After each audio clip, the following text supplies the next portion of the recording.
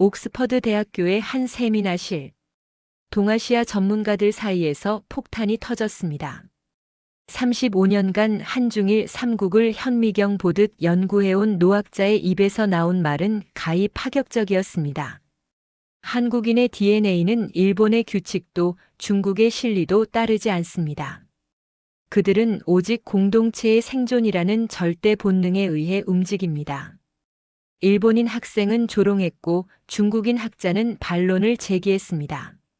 하지만 교수가 35년의 집념이 담긴 국가별 회복, 탄력성 데이터를 화면에 띄운 순간 비웃음은 경악으로 변했습니다. 위기 때마다 국가를 위해 금을 모으고 기름을 닦으러 바다로 뛰어드는 민족. 국가의 공백을 평범한 민간인들이 메워버리는 전 세계 유일의 패턴. 통계가 가리키는 한국은 데이터 밖의 돌연변이었다. 그 압도적인 통계 수치 앞에 세미나실에 있던 모두가 침묵했습니다. 왜 세계적 석학은 한국을 향해 동아시아의 예외라는 극찬을 보낸 것일까요? 오늘 우리는 그가 목격한 6가지 기적의 순간을 통해 결코 무너지지 않는 한국의 비밀을 추적합니다. 혹시 이 이야기가 궁금하시다면 구독과 좋아요로 함께 해주세요. 오늘 끝까지 들으시면 우리가 누리는 대한민국이 얼마나 특별한지 더 잘 느끼실 수 있습니다. 제 이름은 리처드 콜린스고 저는 평생 역사를 연구해온 사람입니다. 영국 옥스퍼드에서 동아시아 문명사를 전공했고 40년 가까이 이 분야에 몸담았습니다. 수많은 논문을 썼고 여러 권의 책을 냈습니다. 학계에서 제 이름이 거론될 때면 사람들은 객관적이라는 단어를 먼저 떠올렸습니다. 그런 제가 오늘 이 말을 하려고 합니다. 사실 이 이야기는 하지 않으려고 했습니다. 제 동료들이 뭐라고 할지 뻔했기 때문입니다.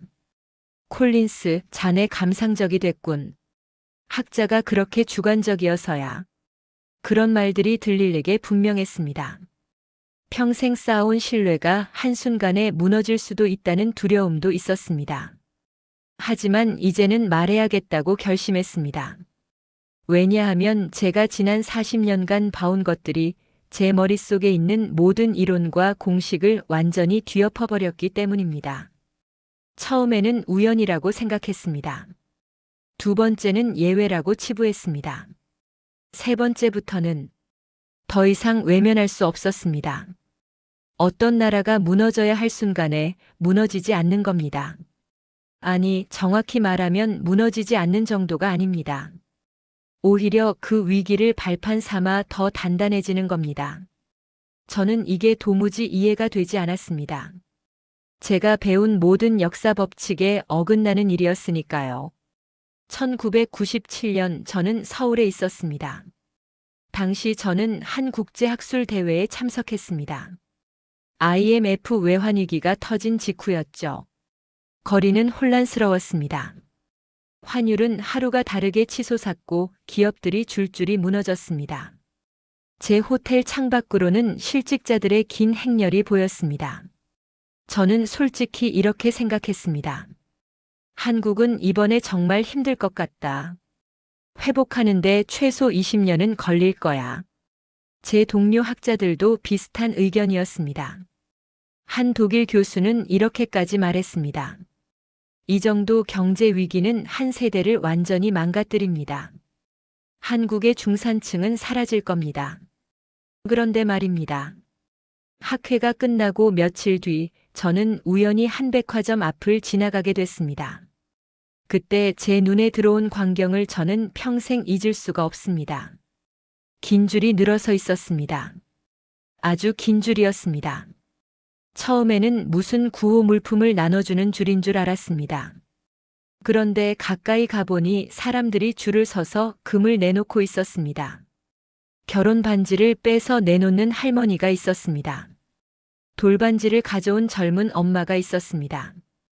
금목걸이를 품에서 꺼내는 아버지가 있었습니다. 저는 멍하니 서서 그 광경을 봤습니다.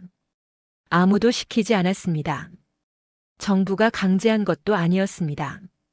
TV에서 금을 모읍시다라는 캠페인 광고가 나오긴 했지만 그게 전부였습니다. 그런데 사람들이 줄을 선 겁니다. 자발적으로요. 제 옆에 서 있던 통역사분이 조용히 말했습니다. 저 할머니 저거 시어머니한테 받은 유일한 유품일 겁니다. 저는 그때 깨달았습니다. 이건 단순히 금을 모으는 운동이 아니라는 걸요. 이건 한 나라의 국민들이 스스로에게 하는 약속이었습니다. 우리는 이렇게 무너지지 않는다. 우리는 함께 일어선다. 그런 약속이었습니다. 영국에서라면 상상할 수 없는 일이었습니다. 미국에서도 마찬가지입니다. 독일, 프랑스, 어디에서도 저는 이런 광경을 본 적이 없었습니다. 경제 위기가 오면 사람들은 보통 자기 것부터 챙깁니다. 당연한 겁니다. 생존 본능이죠. 그런데 한국 사람들은 달랐습니다.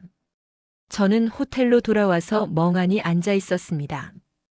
그날 밤 잠을 제대로 이루지 못했습니다. 계속 그 할머니의 손이 떠올랐습니다. 결혼 반지를 빼는 그 떨리는 손이요. 그 할머니는 아마 그 반지를 평생 끼고 살았을 겁니다. 남편이 죽고 나서도 그 반지만은 절대 벗지 않았을 겁니다. 그런데 그날 그분은 그 반지를 빼서 내놓았습니다. 나라를 위해서요. 저는 그 순간을 이해할 수 없었습니다.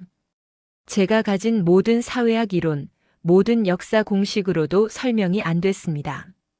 인간은 이기적인 존재라고 배웠습니다. 위기 상황에서는 특히 더 그렇다고 배웠습니다. 그런데 여기서는 정반대였습니다. 나중에 알고 보니 그날 하루에만 수십만 명이 금을 내놓았다고 합니다. 불과 몇 달 만에 350만 명이 넘는 사람들이 참여했습니다. 모은 금이 227톤이었습니다. 227톤입니다. 이건 숫자가 아닙니다. 이건 227톤의 사연입니다. 227톤의 눈물입니다. 227톤의 결심입니다. 저는 그 후로 한국을 다시 보기 시작했습니다. 아니, 솔직히 말하면 처음으로 제대로 보기 시작했습니다. 그 전까지 저는 한국을 그저 통계로만 봤습니다. GDP 성장률, 수출입 지표 그런 숫자들로만요. 하지만 그날 이후 저는 숫자 뒤에 있는 사람들을 보게 됐습니다. 그리고 조금씩 과거의 기록들을 다시 들여다보기 시작했습니다. 제가 그동안 그냥 지나쳤던 이야기들을요. 이건 그냥 예외적인 사례겠지라고 치부했던 기록들을 다시 꺼내 읽기 시작했습니다. 그때 저는 또 하나의 사건을 만났습니다. 2007년이었습니다. 저는 그때 영국에 있었습니다. 뉴스를 보다가 한국에서 큰 기름 유출 사고가 났다는 소식을 들었습니다. 태안이라는 곳이었습니다. 처음에는 그냥 일반적인 환경 재난 뉴스인 줄 알았습니다. 안타깝지만 세계 곳곳에서 일어나는 일이니까요. 저는 한국 정부가 잘 처리하겠지라고 생각하고 넘어갔습니다. 그런데 며칠 뒤 제 한국인 제자가 제게 이메일을 보내왔습니다. 교수님, 지금 한국에서 엄청난 일이 벌어지고 있습니다. 꼭 보셔야 합니다. 저는 제자가 보내온 사진들을 열어봤습니다. 그리고 멈춰 섰습니다. 해변이 시커먼 기름으로 뒤덮여 있었습니다. 그건 예상했던 광경이었습니다. 하지만 제가 예상하지 못한 건 그 기름 속에 무릎까지 빠진 채 손으로 기름을 퍼내고 있는 사람들이었습니다. 수천 명이었습니다. 학생들, 회사원들, 주부들, 노인들. 전국 각지에서 온 사람들이 맨손으로 기름을 퍼내고 있었습니다. 정부가 부른 것도 아니었습니다. 돈을 준다고 한 것도 아니었습니다. 그냥 온 겁니다. 자원봉사자가 하루에 수만 명씩 몰려왔다고 합니다. 숙소가 부족해서 차에서 자고 도시락을 싸들고 와서 며칠씩 머물렀다고 합니다. 저는 그 사진들을 보면서 또다시 이해할 수가 없었습니다. 왜죠? 왜 저 사람들은 자기 일도 아닌데 저렇게까지 하는 걸까요? 주말에 쉬면 되는데, 가족과 시간을 보내면 되는데, 왜 굳이 수백 킬로미터를 달려가서 시커먼 기름 속에 들어가는 걸까요? 제가 아는 서양의 자원봉사 개념과는 달랐습니다. 서양에서 자원봉사는 보통 조직화되어 있습니다. 단체가 모집하고 일정을 짜고 역할을 분담합니다. 그런데 한국에서는 사람들이 그냥 왔습니다. 누가 시키지도 않았는데 조직하지도 않았는데 스스로 온 겁니다. 저는 제자에게 전화를 걸었습니다. 이게 정말인가? 정부가 동원한 거 아닌가? 제자가 웃으며 말했습니다.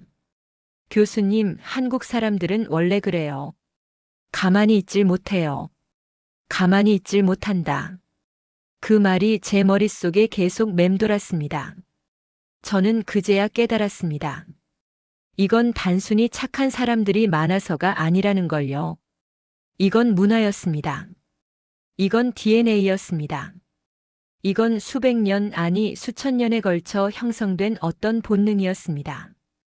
그래서 저는 더 깊이 파고들기 시작했습니다. 한국의 역사를 처음부터 다시 공부했습니다. 이번에는 숫자가 아니라 사람들의 이야기를 찾아가며 읽었습니다. 그러다가 저는 임진왜란 기록을 다시 보게 됐습니다. 원래 저는 임진왜란을 그저 조선과 일본 사이의 전쟁으로만 이해하고 있었습니다. 왕조 간의 싸움, 군사력의 대결, 그런 관점에서만 봤죠. 그런데 기록을 자세히 들여다보니 전혀 다른 이야기가 보이기 시작했습니다. 1592년 일본군이 쳐들어왔습니다. 조선의 정규군은 속수무책으로 무너졌습니다. 한양은 20일 만에 함락됐습니다. 왕은 피난을 갔습니다. 나라가 사실상 무너진 겁니다. 보통 이런 상황이면 끝입니다. 역사책을 보면 알 수 있습니다. 정규군이 무너지고 수도가 함락되면 그 나라는 항복하거나 멸망합니다. 그게 역사의 공식입니다. 그런데 조선은 달랐습니다. 정규군이 무너진 그 순간 전국 각지에서 의병이 일어났습니다. 양반도 평민도 노비도 승려도 들고 일어났습니다. 농사짓던 사람이 낫을 들었고 글 읽던 선비가 칼을 들었습니다. 저는 처음에 이걸 애국심이라는 단어로 설명하려고 했습니다. 하지만 뭔가 부족했습니다. 애국심만으로는 설명이 안 되는 무언가가 있었습니다. 왜냐하면 이 사람들 중 상당수는 나라로부터 제대로 된 대우를 받지 못한 사람들이었기 때문입니다. 양반들에게 차별받던 평민들이었고 재산으로 취급받던 노비들이었습니다. 이들에게 나라는 과연 무엇이었을까요? 자신들을 제대로 지켜주지도 못한 나라를 위해 왜 목숨을 걸었을까요? 저는 이 질문의 답을 찾기 위해 수많은 기록을 뒤졌습니다. 그러다가 한 의병장의 경문을 읽게 됐습니다. 거기에 이런 구절이 있었습니다. 우리가 지키는 것은 임금이 아니다. 우리 땅이고 우리 마을이고 우리 가족이다. 저는 그 문장을 읽고 한참을 멈춰 있었습니다. 그제야 이해가 됐습니다. 이 사람들은 추상적인 국가를 위해 싸운 게 아니었습니다. 바로 옆집 할머니를 위해, 같이 농사짓던 이웃을 위해, 같은 우물물을 먹던 마을 사람들을 위해 싸운 겁니다. 나라가 아니라 사람이었습니다. 정부가 아니라 공동체였습니다. 저는 이 깨달음이 너무 충격적이어서 며칠 동안 제대로 일을 하지 못했습니다. 제 머릿속에 있던 모든 이론이 흔들렸습니다. 서양 역사에서 국가는 위에서 아래로 내려오는 겁니다. 왕이 있고 귀족이 있고 군대가 있고 그 아래에 백성이 있습니다. 백성들은 국가의 명령을 따르는 존재입니다. 그런데 한국은 달랐습니다.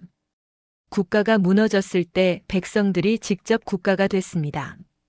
위에서 명령이 안 내려오면 스스로 명령을 만들었습니다. 군대가 지켜주지 못하면 스스로 군대가 됐습니다. 이게 가능한 이유는 단 하나였습니다. 이들에게는 우리라는 개념이 너무나 강했기 때문입니다. 나보다 우리가 먼저였습니다. 내 가족의 안전보다 마을 전체의 안전이 중요했습니다. 이건 강요된 게 아니었습니다. 이건 자연스럽게 체화된 문화였습니다. 저는 이 깨달음을 가지고 다시 현대로 돌아왔습니다. 그리고 다시 생각해 봤습니다. 1997년의 금 모으기 운동이 2007년의 태안자원봉사가 사실은 임진왜란 때의 의병과 같은 맥락이 아닐까? 겉으로 보기엔 다른 사건들 같지만 뿌리는 같은 거 아닐까? 나라가 위기에 처했을 때, 정부가 해결하지 못할 때 한국 사람들은 가만히 있질 못하는 겁니다. 스스로 나서는 겁니다. 시키지 않아도 보상이 없어도 그냥 움직이는 겁니다. 왜냐하면 그게 우리의 문제이기 때문입니다. 저는 이 생각을 정리하면서 소름이 돋았습니다. 이건 단순히 아름다운 이야기가 아니었습니다. 이건 한 민족이 수천 년간 생존해온 비밀이었습니다. 수많은 침략을 받았고 수많은 위기를 겪었지만 결국 살아남은 이유였습니다. 다른 나라 같으면 진작 무너졌을 상황들이었습니다. 하지만 한국은 무너지지 않았습니다. 왜냐하면 무너지려는 순간마다 수백만 명의 평범한 사람들이 자기 자리에서 일어섰기 때문입니다. 저는 이 즈음 또 다른 기록을 접하게 됐습니다. 한국 전쟁 때의 이야기였습니다. 전쟁 중이었으니 당연히 끔찍한 이야기들이 많았습니다. 사람이 사람을 죽이고 이념이 이념을 짓밟고 그런 비극들이 넘쳐났습니다. 그런데 그 속에서도 저는 이상한 기록들을 발견했습니다. 적군 부상병을 치료해준 마을 사람들이 있었습니다. 피난길에 고아를 업고 간 할머니가 있었습니다. 자기 식량을 나눠준 피난민들이 있었습니다. 전쟁 중입니다. 내 목숨도 보장 못하는 상황입니다. 그런데 이 사람들은 적군 부상병을 숨겨줬습니다. 자기 식량을 나눠줬습니다. 왜죠? 저는 이 질문의 답을 찾기 위해 한국을 다시 방문했습니다. 2010년대 초반이었습니다. 그때 저는 한국 전쟁 생존자분들을 직접 인터뷰할 기회가 있었습니다. 한 할머니가 제게 이렇게 말씀하셨습니다. 그 사람도 누군가의 아들이잖아요. 누군가의 남편이고 아버지잖아요. 죽게 내버려 둘 수가 없었어요.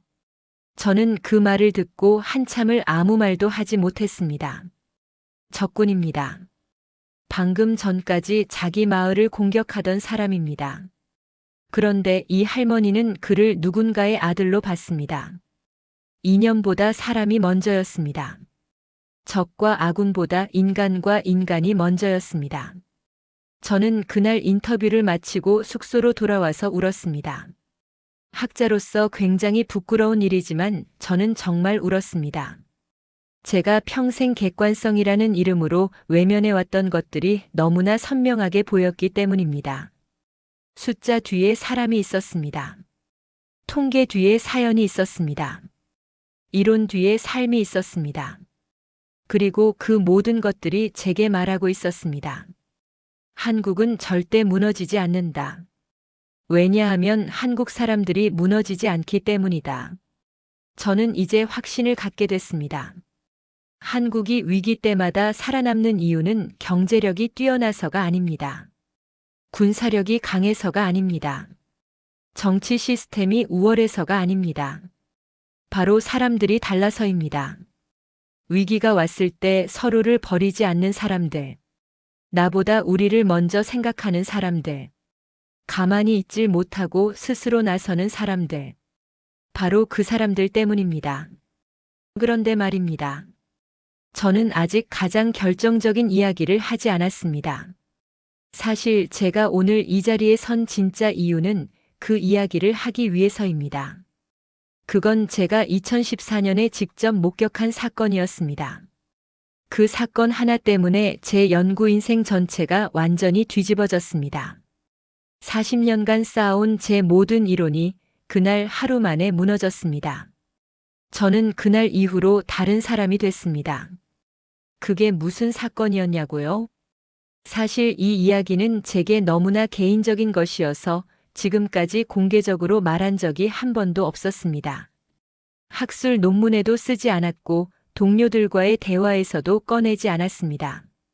학회 발표에서도 강의실에서도 한 번도 이야기하지 않았습니다. 왜냐하면 이 이야기를 하는 순간 저는 더 이상 객관적인 학자가 아니게 되기 때문입니다. 제 인생 전체가 이 이야기와 연결되어 있기 때문입니다. 제가 평생 지키려고 했던 학문적 거리가 완전히 무너지기 때문입니다. 제 아버지 이야기입니다. 제 아버지 존 콜린스는 영국군 장교였습니다. 제2차 세계대전 때도 참전했던 군인이었죠. 그리고 1950년 한국 전쟁이 발발했을 때 아버지는 유엔군의 일원으로 한국에 파견됐습니다. 저는 어렸을 때 아버지로부터 전쟁 이야기를 많이 들었습니다. 하지만 아버지는 한 가지 이야기만큼은 아주 조심스럽게, 아주 천천히 들려주셨습니다. 그 이야기는 이렇습니다. 1951년 초반이었습니다. 중공군에 대대적인 공세가 있었고 전선이 혼란스러웠습니다.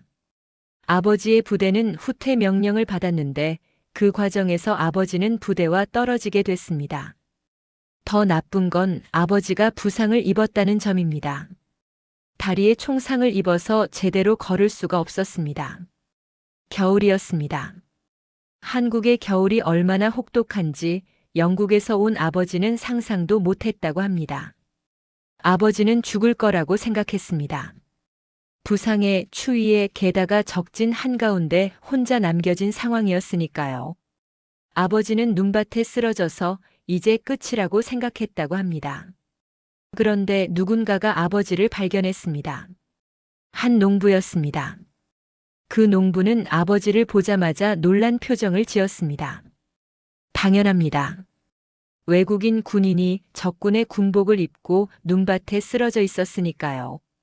아버지는 그 순간을 평생 잊지 못했다고 했습니다. 그 농부의 눈빛을요. 두려움이 있었습니다. 당연히 있었겠죠. 만약 중공군에게 발각되면 그 농부도 죽을 수 있는 상황이었으니까요. 하지만 그 눈빛에는 두려움만 있는 게 아니었습니다. 망설임이 있었습니다. 그리고 그 망설임은 아주 짧았습니다. 그 농부는 주위를 둘러보더니 아버지를 일으켰습니다. 그리고 자기 집으로 데려갔습니다. 작은 초가집이었습니다. 방 한 칸에 부엌 하나가 전부인 집이었습니다. 그곳에는 농부의 아내와 어린 아들, 그리고 늙은 어머니가 있었습니다. 가족들은 외국인 군인을 본 순간 놀랐습니다. 당연합니다. 하지만 농부가 뭔가 설명하자 가족들은 고개를 끄덕였습니다. 아버지를 방 한쪽에 눕혔습니다. 부상을 치료해줬습니다. 따뜻한 물을 떠다 줬습니다. 그리고 귀한 쌀로 만든 죽을 먹였습니다. 아버지는 그날 밤을 그 집에서 보냈습니다. 그리고 다음 날도 그 다음 날도 그 집에 있었습니다. 이틀이 지나고 사흘이 지났습니다. 아버지의 다리 상처가 조금씩 나아지고 있었습니다. 그 며칠 동안 아버지는 그 가족을 관찰했습니다. 가난했습니다. 정말 가난했습니다. 먹을 게 거의 없었습니다. 쌀도 얼마 없었고 김치도 바닥이 나가고 있었습니다. 겨울인데 땔감도 부족했습니다. 그런데 이 가족은 자기들의 식량을 아버지와 나눴습니다. 할머니가 아버지에게 죽을 떠먹여 주셨습니다. 한 숟갈 한 숟갈 천천히요. 아버지는 한국말을 할 줄 몰랐고 할머니도 영어를 할 줄 몰랐지만 그런 건 중요하지 않았습니다. 할머니는 아버지를 보며 미소 지었습니다. 그리고 한국말로 뭔가 말씀하셨습니다. 아버지는 무슨 말인지 몰랐지만 그 말투는 알았습니다. 어머니가 아픈 아들을 대하는 말투였습니다. 나중에 아버지가 한국어를 조금 배우고 나서 통역사를 통해 알게 됐습니다. 할머니는 이렇게 말씀하셨던 겁니다. 많이 아팠구나. 이제 괜찮을 거야. 아버지는 그 말을 듣고 울었다고 했습니다.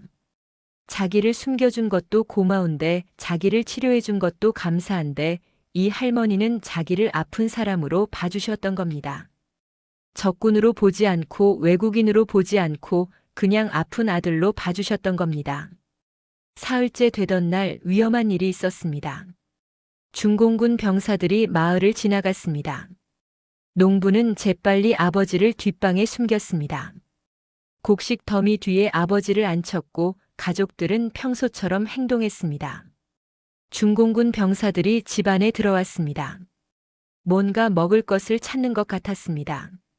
농부의 아내는 떨리는 손으로 남은 쌀을 내놓았습니다. 아버지는 뒷방에서 숨을 죽이고 있었습니다. 만약 발각되면 자기만 죽는 게 아니라 이 가족 전체가 죽는다는 걸 알았습니다. 그런데 그 순간 작은 아이가 뒷방 쪽을 쳐다봤습니다.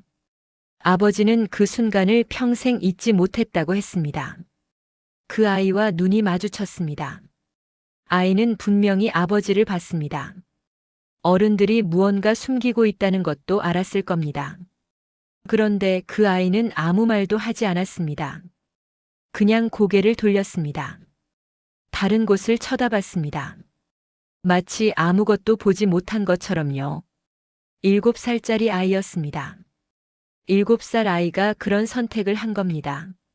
말 한마디면 위험이 사라질 수 있는 상황이었습니다. 저기 누가 있어요라고 말하면 중공군 병사들이 좋아했을 겁니다. 어쩌면 가족에게 상을 줬을지도 모릅니다. 그런데 그 아이는 침묵을 선택했습니다. 중공군 병사들은 결국 떠났습니다. 아버지는 한참 동안 나올 수가 없었습니다. 떨림이 멈추지 않았기 때문입니다. 그날 밤 아버지는 그 가족에게 물었습니다. 통역 없이 손짓 발짓으로요. 왜요? 왜 저를 살려주는 겁니까? 저는 적입니다. 저 때문에 여러분이 위험해집니다. 농부는 한참을 생각하더니 가슴을 가리켰습니다. 그리고 아버지의 가슴도 가리켰습니다. 그리고 고개를 끄덕였습니다. 나중에 아버지가 그 의미를 이해했습니다. 당신도 사람이고 나도 사람입니다. 그게 다였습니다. 국적이 다르고 언어가 다르고 심지어 적과 아군으로 나뉜 전쟁 중이었지만 그런 건 중요하지 않았습니다.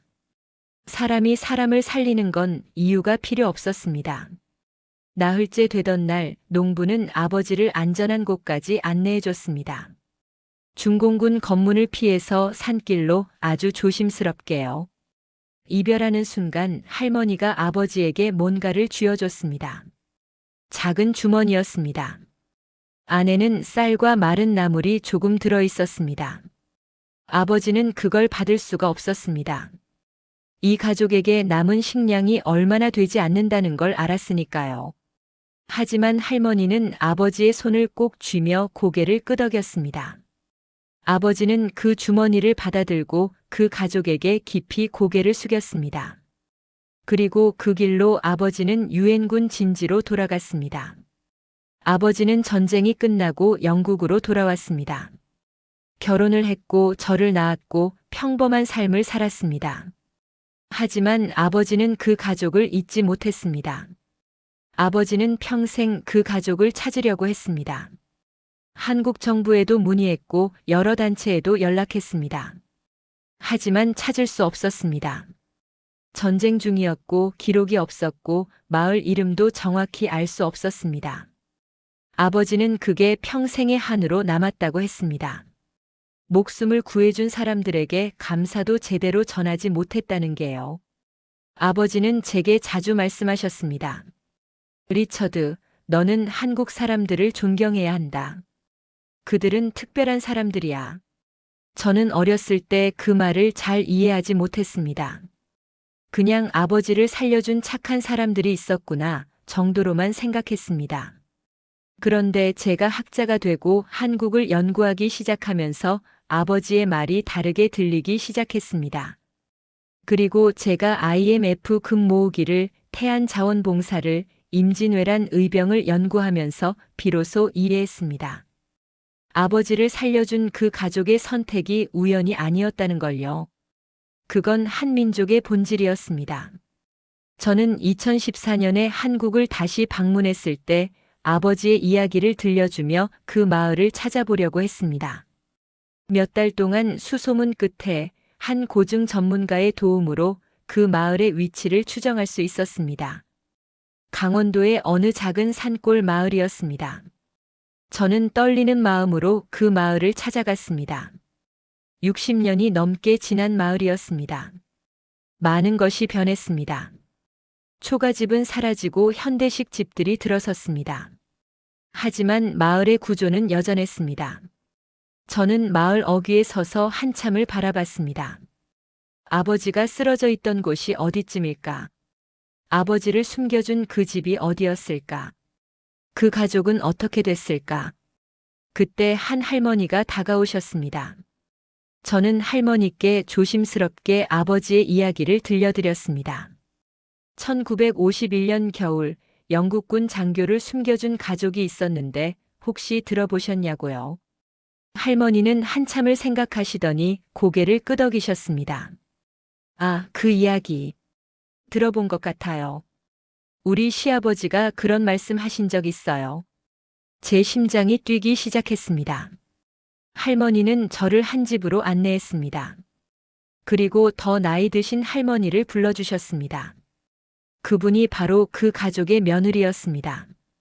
당시 농부의 아들 그 7살 아이가 나중에 장가를 들었고 그 며느리가 바로 제 앞에 계신 할머니였습니다. 저는 할머니를 보는 순간 눈물이 났습니다. 할머니는 이제 80이 넘으셨지만 그날의 기억을 선명하게 간직하고 계셨습니다.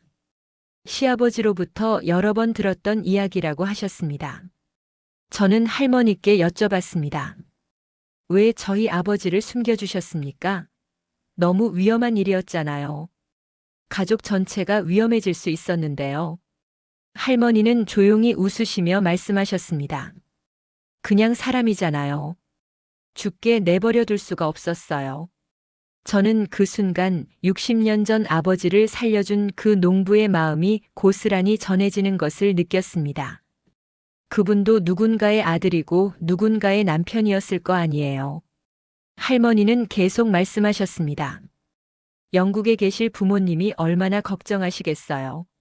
아내분도 계실 테고요. 우리가 살려보내드려야 그분들이 안심하시죠. 저는 그 말을 듣고 더 이상 말을 이어갈 수가 없었습니다. 할머니는 제 아버지를 적군으로 본 게 아니라 누군가의 아들로 봤습니다. 외국인으로 본 게 아니라 걱정하는 가족을 둔 사람으로 봤습니다. 전쟁 중이었습니다. 목숨이 오가는 상황이었습니다. 이념이 대립하고 민족이 갈라지고 사람들이 서로를 죽이던 시기였습니다. 그런데 이 할머니는 이 가족은 그 순간에도 사람을 먼저 봤습니다. 저는 할머니께 더 여쭤봤습니다. 그 당시에 다른 마을 사람들도 아셨나요? 혹시 누가 고발하지는 않았나요? 할머니는 고개를 저으셨습니다. 마을 사람들도 다 알았어요. 그런데 아무도 말하지 않았어요. 다들 모른 척 해줬죠. 우리도 다 사람 사는 거 똑같다고 생각했으니까요. 저는 그 말에 또 한 번 충격을 받았습니다. 한 가족만이 아니었습니다. 마을 전체가 침묵으로 아버지를 지켜준 겁니다. 누구 하나 고발하지 않았습니다. 모두가 위험을 감수한 겁니다. 왜요? 다 사람 사는 거 똑같다는 이유 하나 때문에요. 저는 그날 마을을 떠나면서 한참을 걸었습니다. 차를 타지 않고 그냥 걸었습니다. 생각을 정리해야 했습니다. 아버지를 살려준 건 한 가족의 선택이 아니었습니다. 마을 전체의 선택이었습니다. 아니, 어쩌면 한 민족의 본능이었습니다. 이익이 없었습니다. 오히려 위험만 있었습니다. 보상도 없었고 인정받을 일도 없었습니다. 나중에 자랑할 수도 없었습니다. 오히려 숨겨야 하는 일이었습니다. 그런데 그들은 아버지를 살렸습니다. 그리고 60년이 지나도록 그 이야기를 조용히 간직하고 있었습니다. 저는 그날 밤 숙소로 돌아와서 울었습니다. 학자로서 굉장히 부끄러운 일이지만 저는 정말 울었습니다. 한참을 울었습니다. 제가 평생 객관성이라는 이름으로 외면해왔던 것들이 너무나 선명하게 보였기 때문입니다. 숫자 뒤에 사람이 있었습니다. 통계 뒤에 사연이 있었습니다. 이론 뒤에 삶이 있었습니다. 그리고 그 모든 것들이 제게 말하고 있었습니다. 한국은 절대 무너지지 않는다. 왜냐하면 한국 사람들이 서로를 버리지 않기 때문이다. 저는 그날 이후로 제 연구를 완전히 다시 시작했습니다. 40년간 쌓아온 이론들을 한국을 설명하기 위해 만든 공식들을 모두 내려놓았습니다. 왜냐하면 제 이론으로는 설명이 안 됐기 때문입니다.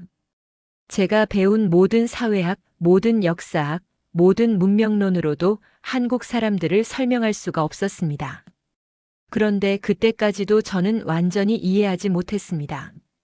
아버지를 살려준 그 가족, 그 마을 사람들이 특별히 착한 사람들이었던 걸까? 아니면 그냥 운이 좋아서 그런 사람들을 만난 걸까? 저는 이 질문에 답을 찾기 위해 더 많은 사례를 찾아봤습니다. 그리고 놀라운 사실을 발견했습니다. 한국 전쟁 중에 이런 일이 한두 번이 아니었다는 겁니다. 적군 부상병을 치료해준 마을 사람들이 여럿 있었습니다. 피난길에 고아를 업고 간 할머니들이 있었습니다. 자기 식량을 나눠준 피난민들이 있었습니다. 심지어 북한군 부상병을 숨겨준 남한 주민도 있었고 반대로 유엔군 부상병을 숨겨준 북한 지역 주민도 있었습니다. 이건 고립된 사건이 아니었습니다. 이건 패턴이었습니다. 전쟁 중에도 이념이 갈라진 상황에서도 한국 사람들은 사람을 먼저 봤습니다. 저는 이게 도대체 어디서 나온 건지 이해할 수가 없었습니다. 서양의 역사를 보면 전쟁 중에는 인간성이 사라집니다. 적은 적일 뿐입니다. 죽여야 할 대상일 뿐입니다. 그게 전쟁의 논리입니다. 그런데 한국에서는 달랐습니다. 전쟁 중에도 인간성을 잃지 않았습니다.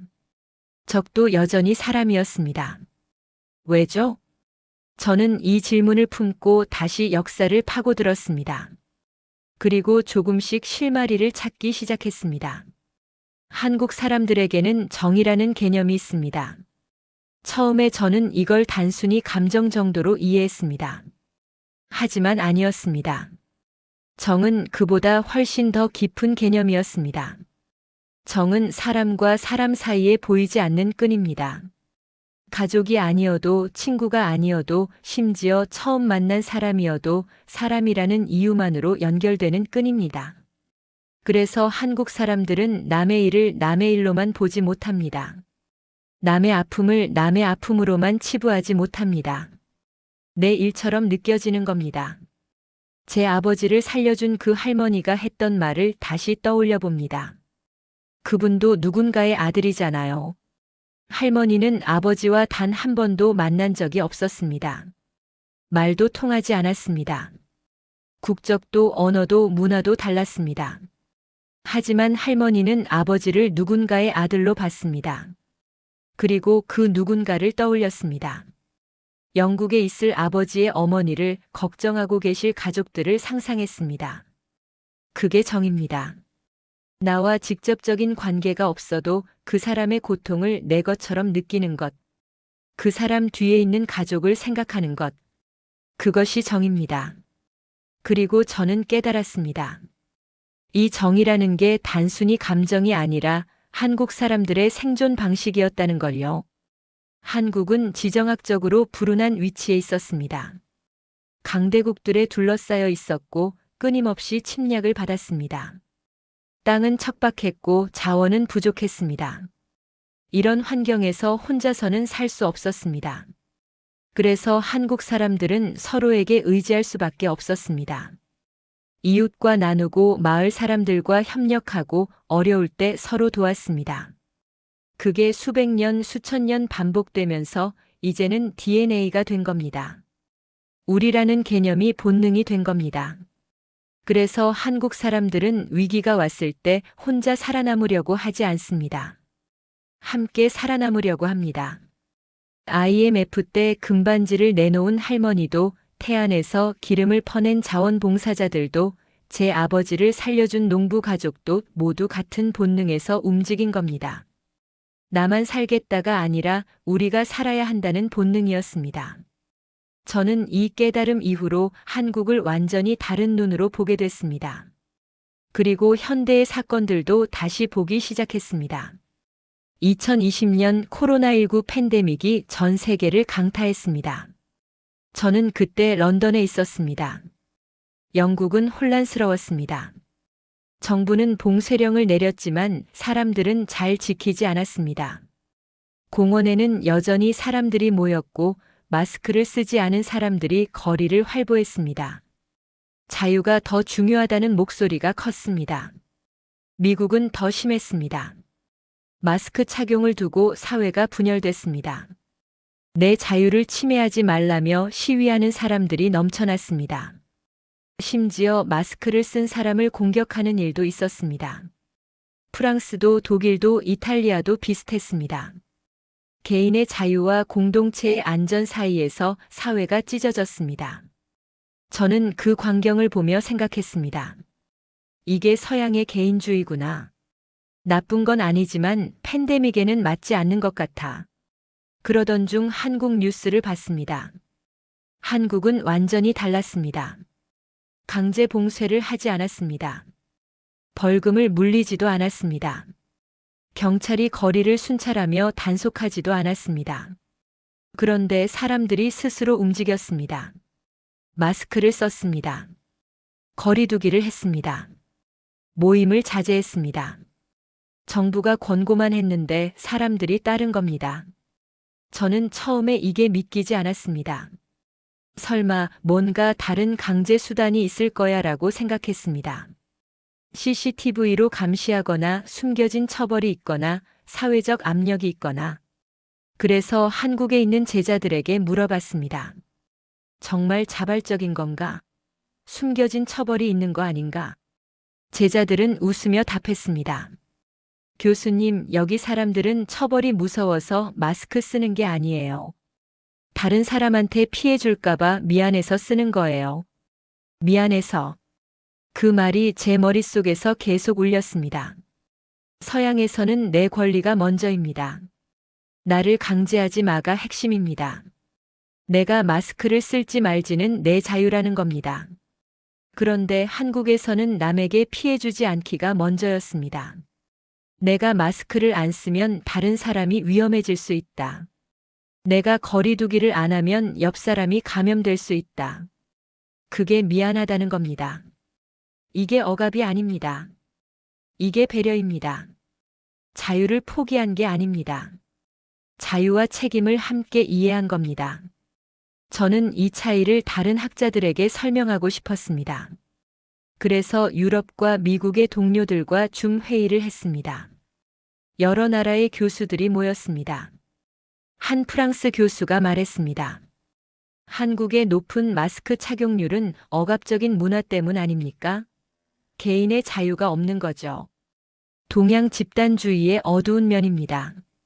저는 그 말을 듣고 반박했습니다. 아닙니다. 한국은 세계에서 가장 빠르게 독재를 무너뜨린 나라입니다. 개인의 자유를 가장 치열하게 쟁취한 나라입니다. 불과 몇 년 전에 대통령을 촛불로 끌어내린 나라입니다. 한 미국 교수가 물었습니다. 그럼 뭐가 다른 건가요? 같은 동아시아인데 왜 한국만 이렇게 다른 겁니까? 저는 잠시 생각하다가 대답했습니다. 그들은 자유와 책임을 동시에 이해하는 사람들입니다. 내 자유가 남의 안전을 해치지 않아야 한다는 걸 본능적으로 아는 사람들입니다. 그리고 그건 억압이 아니라 성숙함입니다. 독일 교수가 반문했습니다. 그건 이상적인 해석 아닙니까? 실제로는 사회적 압력이 있을 겁니다. 동조 압력이요. 저는 고개를 저었습니다. 물론 사회적 분위기는 있습니다. 하지만 그게 핵심이 아닙니다. 한국 사람들은 나 때문에 누가 아플 수 있다는 생각을 먼저 합니다. 그게 미안한 겁니다. 그리고 그 미안함은 타인에게서 강요받는 게 아니라 내면에서 나오는 겁니다. 그 말을 하고 나서 저는 제 자신에게도 놀랐습니다. 언제부터 제가 이렇게 확신하게 된 걸까요? 언제부터 저는 한국 사람들을 이렇게 깊이 이해하게 된 걸까요? 저는 더 이상 한국을 연구하는 학자가 아니었습니다. 저는 한국을 이해한 사람이 됐습니다. 그리고 이해하면 할수록 더 많은 것들이 보이기 시작했습니다. 저는 한국의 민주화 역사를 다시 들여다봤습니다.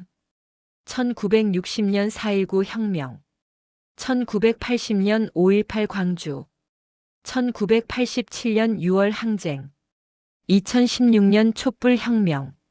저는 이 사건들을 처음에는 별개로 봤습니다. 각각 다른 시대, 다른 이유, 다른 방식의 저항이라고 생각했습니다. 그런데 자세히 들여다보니 놀라운 공통점이 보이기 시작했습니다. 모두 민중이 일으킨 저항이었습니다. 위에서 시킨 게 아니라 아래에서 자발적으로 일어난 움직임이었습니다. 조직된 혁명 정당도 없었고 카리스마 넘치는 단일 지도자도 없었습니다. 그냥 평범한 사람들이 거리로 나온 겁니다. 학생들이, 노동자들이, 주부들이, 심지어 고등학생들까지 거리로 나왔습니다. 그리고 더 놀라운 건 이 모든 저항이 질서를 유지했다는 점입니다. 저는 프랑스 혁명을 연구한 적이 있습니다. 러시아 혁명도 중국 혁명도 공부했습니다. 대부분의 혁명은 폭력적입니다. 분노가 폭발하면 통제가 불가능해집니다. 약탈이 일어나고 보복이 일어나고 혼란이 지속됩니다. 그게 혁명의 속성입니다. 그런데 한국의 저항은 달랐습니다. 특히 2016년 촛불 혁명을 보세요. 1700만 명이 거리로 나왔습니다. 대한민국 인구의 3분의 1이 넘는 숫자입니다.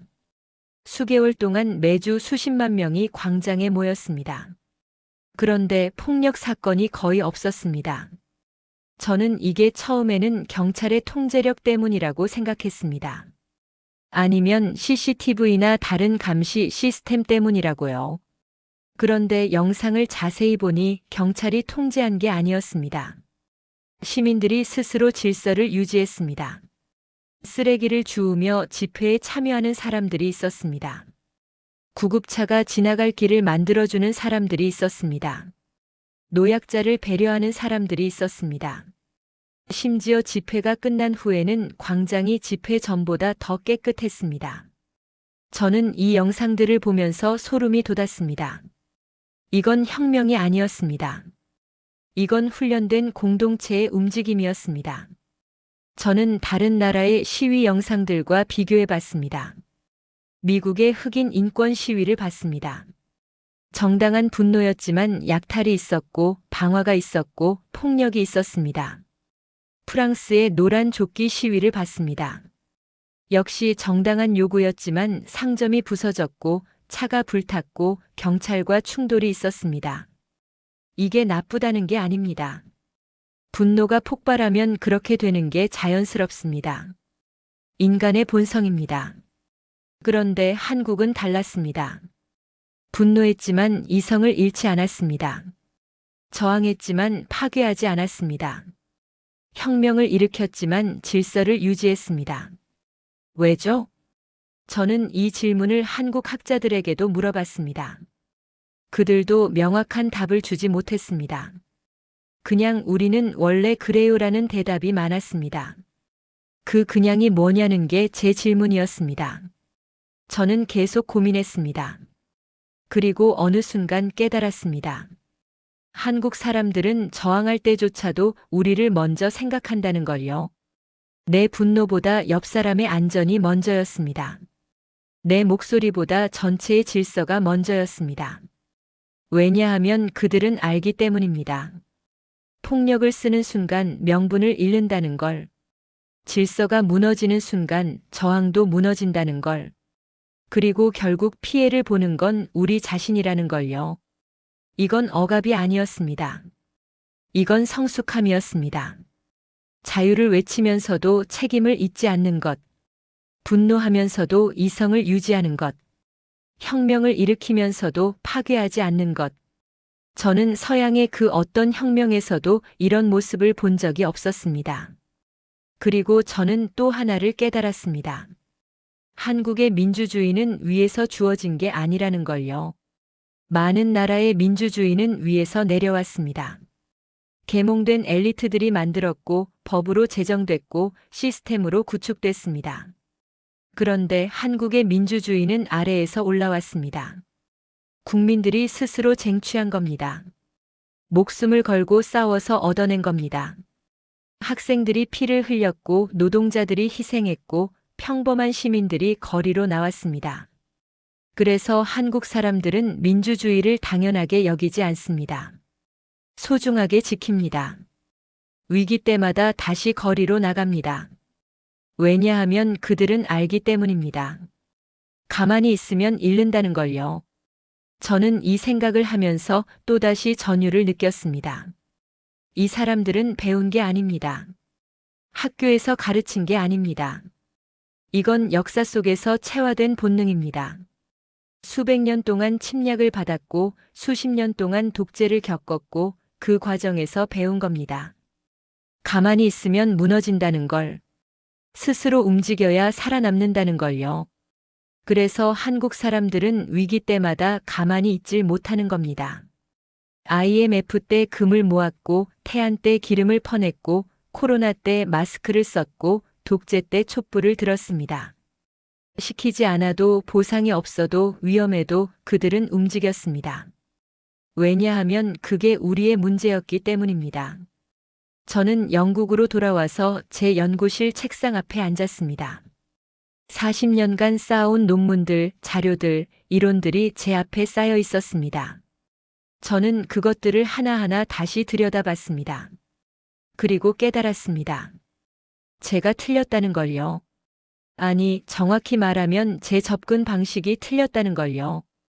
저는 한국을 설명하려고 했습니다. 이론에 맞추려고 했습니다. 공식에 대입하려고 했습니다. 서양의 프레임으로 이해하려고 했습니다. 하지만 한국은 제 이론에 맞지 않았습니다. 제 공식으로 설명되지 않았습니다. 서양의 프레임으로 담기지 않았습니다. 왜냐하면 한국은 완전히 다른 원리로 작동하는 공동체였기 때문입니다. 서양의 개인주의로도 동양의 집단주의로도 설명되지 않는 뭔가가 있었습니다. 저는 그걸 선택적 연대라고 부르기로 했습니다. 한국 사람들은 평소에는 지극히 개인적입니다. 자기 일에 집중하고 자기 가족을 챙기고 자기 삶을 삽니다. 경쟁도 치열하고 개인주의적인 면도 분명히 있습니다. 그런데 위기가 오면 순식간에 우리가 됩니다. 개인이 공동체가 되고 가족이 민족이 되고 나가 우리가 됩니다. 이게 강제가 아니라 본능입니다. 누가 시켜서가 아니라 스스로 그렇게 움직입니다. 그리고 위기가 지나가면 다시 개인으로 돌아갑니다. 공을 차지하려 하지 않습니다. 보상을 요구하지 않습니다. 그냥 자기 자리로 돌아갑니다. 이게 제가 40년 동안 이해하지 못했던 한국의 본질이었습니다. 저는 책상 앞에 앉아서 한참을 울었습니다. 학자로서 가장 두려운 순간이었습니다. 평생 쌓아온 이론이 무너지는 순간이었으니까요. 하지만 동시에 가장 자유로운 순간이기도 했습니다. 이제 저는 이론에 갇히지 않고 진실을 볼 수 있게 됐으니까요. 저는 그날 밤 한 통의 이메일을 썼습니다. 제 은사님께 드리는 편지였습니다. 은사님은 제가 한국을 연구하도록 격려해 주신 분이셨습니다. 저는 편지에 이렇게 썼습니다. 교수님, 저는 40년 동안 한국을 연구했습니다. 하지만 이제야 깨달았습니다. 저는 한국을 이해한 게 아니라 분석하려고만 했다는 것을요. 숫자로 재려고 했고 이론으로 설명하려고 했고 틀 안에 가두려고 했습니다. 하지만 한국은 그런 곳이 아니었습니다. 한국은 살아있는 공동체였고 숨쉬는 생명체였고 끊임없이 진화하는 유기체였습니다. 이제 저는 알았습니다. 한국을 이해하려면 한국 사람들의 마음을 느껴야 한다는 것을요. 은사님은 며칠 후 답장을 보내주셨습니다. 리처드, 자네가 마침내 학자에서 이해자가 됐구나. 축하한다. 그게 진정한 학문의 완성이네. 저는 그 답장을 읽고 또 울었습니다. 그리고 제 연구 방향을 완전히 바꿨습니다. 더 이상 한국을 어떻게 설명할 것인가를 고민하지 않았습니다. 대신 한국으로부터 무엇을 배울 것인가를 생각하기 시작했습니다. 그리고 깨달았습니다. 한국이 세계에 줄 수 있는 가장 큰 교훈은 바로 위기 속에서도 무너지지 않는 법이라는 걸요. 코로나19 팬데믹 때 전 세계가 혼란에 빠졌습니다. 그런데 한국은 비교적 빠르게 안정을 찾았습니다. 왜죠? 사람들이 스스로 움직였기 때문입니다. 경제 위기 때 많은 나라들이 무너졌습니다. 그런데 한국은 3년 만에 IMF 빚을 갚았습니다. 왜죠? 국민들이 함께 헤쳐나갔기 때문입니다. 독재가 무너질 때 많은 나라들이 내전에 빠졌습니다. 그런데 한국은 평화롭게 민주화를 이뤘습니다. 왜죠? 시민들이 질서를 유지했기 때문입니다. 이건 우연이 아닙니다. 이건 시스템입니다. 아니, 시스템보다 더 깊은 무언가입니다. 이건 문화이고 본능이고 수천 년에 걸쳐 형성된 생존의 지혜입니다. 저는 이제 확신합니다. 한국은 강해서 살아남은 게 아닙니다. 함께 움직였기 때문에 살아남았습니다. 부자여서 위기를 이겨낸 게 아닙니다. 나눴기 때문에 이겨냈습니다. 규칙이 완벽해서 질서를 유지한 게 아닙니다. 서로를 배려했기 때문에 유지했습니다. 그리고 이 모든 것의 중심에는 가만히 있을 수 없는 사람들이 있습니다. 시키지 않아도 움직이는 사람들, 보상이 없어도 나서는 사람들, 위험에도 함께하는 사람들. 바로 그 사람들이 한국을 만들어 왔고 지금도 만들어가고 있습니다. 저는 2018년에 한 작은 마을에서 할아버지를 만났습니다. 그 이야기를 잠깐 드리고 싶습니다. 80이 넘으신 분이었는데 평생 그 마을에서 사셨다고 했습니다. 저는 그분과 막걸리를 마시며 이런저런 이야기를 나눴습니다. 할아버지가 옛날 이야기를 해주셨습니다. 우리 마을은 예전에 정말 가난했어요. 한국 전쟁 끝나고 먹을 게 없어서 다들 힘들었죠. 보리고개라고 들어보셨어요? 봄에 식량이 떨어지는 시기를 그렇게 불렀어요. 저는 고개를 끄덕였습니다. 할아버지는 계속 말씀하셨습니다. 그때 이상한 게 뭔지 아세요? 아무리 배가 고파도 혼자 먹는 사람이 없었어요. 뭐가 생기면 나눠 먹었어요. 조금씩이라도요. 왜 그랬을까요? 저는 물었습니다. 글쎄요. 그냥 그게 당연한 거였어요. 이웃집 애가 굶는데 내가 배 채울 수는 없잖아요. 마음이 아프니까요. 할아버지는 잠시 생각하시더니 덧붙였습니다. 그게 우리가 살아남은 이유예요. 혼자 배 채우려고 했으면 진작 다 죽었을 거예요. 같이 나눠 먹었으니까 견딜 수 있었던 거죠. 저는 그 말을 듣고 한참을 멍하니 있었습니다. 그제야 완전히 이해가 됐습니다. 한국 사람들에게 우리는 선택이 아니라 생존이었습니다. 혼자서는 살 수 없는 환경이었습니다. 산이 많고 땅이 척박하고 겨울이 길고 침략이 잦았습니다. 혼자 힘으로는 버틸 수가 없었습니다. 그래서 나눴습니다. 그래서 모였습니다. 그래서 함께 움직였습니다. 그게 수천 년 반복되면서 이제는 본능이 된 겁니다. 위기가 오면 모인다. 어려우면 나눈다. 힘들면 함께 견딘다. 이건 도덕이 아니었습니다. 이건 생존 전략이었습니다.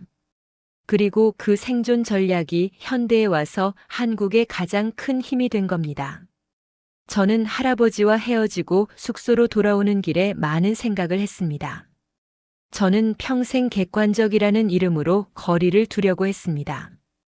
감정을 배제하고 이론으로만 접근하려고 했습니다. 그런데 이제 깨달았습니다. 어떤 것들은 이론으로 설명할 수 없다는 걸요. 어떤 것들은 숫자로 증명할 수 없다는 걸요. 한국 사람들의 우리 의식은 측정할 수 없습니다. 그래프로 그릴 수 없습니다. 하지만 분명히 존재합니다. 그리고 그게 이 나라를 움직이는 가장 큰 힘입니다. 저는 이제 한국 사람들에게 이렇게 말하고 싶습니다. 여러분은 특별합니다. 여러분 스스로는 그걸 모를 수도 있습니다. 너무 당연하게 살아왔으니까요. 그게 특별한 줄도 모르고 살아왔을 겁니다. 하지만 저는 압니다. 전 세계를 연구한 사람으로서 40년간 역사를 파고든 학자로서 저는 확신합니다. 여러분이 가진 우리 의식은 세계 어디에서도 찾기 힘든 것입니다. 위기 때마다 무너지지 않고 오히려 더 강해지는 힘은 여러분에게서 나옵니다. 그리고 그 힘은 여러분이 생각하는 것보다 훨씬 더 강력합니다. 물론 저는 모든 나라가 한국처럼 되어야 한다고 말하는 게 아닙니다. 각 나라마다 자기만의 문화가 있고 자기만의 방식이 있습니다. 그걸 존중해야 합니다. 하지만 한국으로부터 배울 점은 분명히 있습니다. 특히 이 시대 세계가 점점 더 복잡해지고 위기가 자주 찾아오는 이 시대에 한국의 방식은 중요한 실마리를 제공합니다. 강제가 아니라 자발, 처벌이 아니라 배려, 명령이 아니라 공감. 이게 위기를 이겨내는 진짜 힘입니다. 저는 이제 제 연구 인생의 끝자락에 와 있습니다. 곧 은퇴할 나이입니다. 제 책상 위에는 미완성 논문들이 쌓여 있습니다. 동료들은 제게 묻습니다. 콜린스, 40년간 연구한 결과를 한 문장으로 요약한다면? 저는 이렇게 대답합니다. 한국은 사람이 만든 나라다. 그 사람들이 위기 때마다 일어서고 그 사람들이 서로를 지키고 그 사람들이 함께 미래를 만들어갑니다. 여러분의 할아버지, 할머니가 그 길을 걸었고 여러분이 지금 그 길을 걷고 있고 여러분의 자녀들도 그 길을 걸을 것입니다. 오늘 이야기 끝까지 들어주셔서 감사합니다. 이런 해외 감동 이야기와 한국의 선택이 만든 순간들을 계속 전해드릴 예정입니다. 좋아요와 구독으로 함께 해주시면 큰 힘이 됩니다.